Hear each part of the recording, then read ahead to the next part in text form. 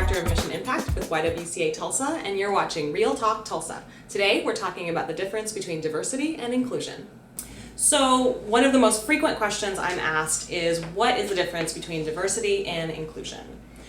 Diversity is the language that we've gotten really used to talking about, and sometimes it's what we use as shorthand when we're talking about multiculturalism, cultural competency. Sometimes it means affirmative action. It can mean a lot of things. But at its core, diversity is just about the existence of difference in any given space. So it might mean 2 or more people in a room because, frankly, every 2 people have lots of differences in between. Diversity usually ends up just being a numbers game. How many of X and Y and Z do we have? And if we have enough and we hit a goal, then we're done. Well, the thing is that you can be really, really diverse in a workplace, in a school, in a nonprofit, and still not be very inclusive. So more and more, we're starting to talk about inclusion. And inclusion is really when you start proactively changing the culture, the policies, the protocols, the way that we do things around here, in order to accommodate that diversity and actually really leverage it. So, diversity is the numbers game, inclusion is what you do with it. So, why bother even talking about inclusion? If you have diversity, why isn't that enough? Well, it turns out that if you have an organization that is diverse but not inclusive, you actually end up having more challenges than you have benefits. There's more disharmony, there's miscommunication, you have all kinds of cross-cultural issues that really need to be dealt with. So inclusion is all about how you begin to deal with all of that stuff. And in the end, creating a more innovative, productive, and ultimately successful workplace or environment.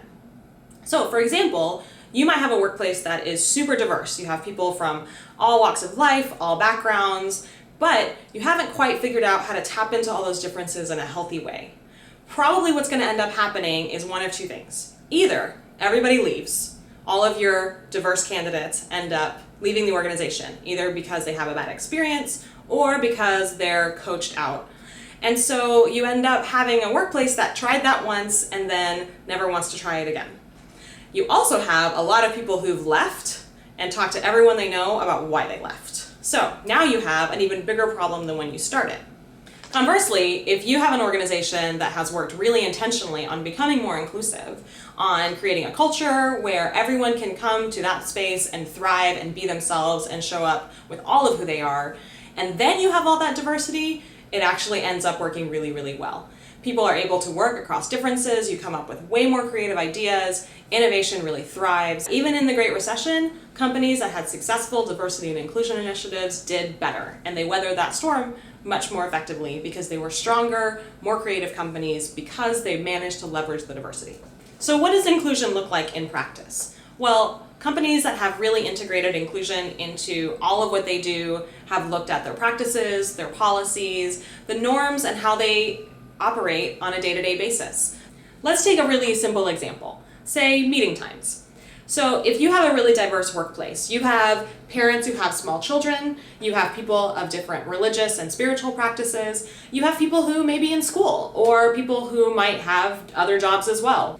So an inclusive workplace would take things like that in mind when they're doing things like scheduling regular meetings or determining what days of the year they're going to close, so that they can actually accommodate folks and their needs. The old workplace norms that we had, 9 to 5, 5 days a week, Monday through Friday, were really best when we had a very homogeneous workforce and we had families that had a single breadwinner, and usually that was the man, so the woman was at home doing things like taking care of the kids and preparing dinner and having it on the table at 6 o'clock by the time dad got home. That's not the world we live in anymore, and our workplaces have to do some work to catch up. So remember, you can have the most diverse workplace in the world. Unless you've got inclusion, that workplace is not working for you.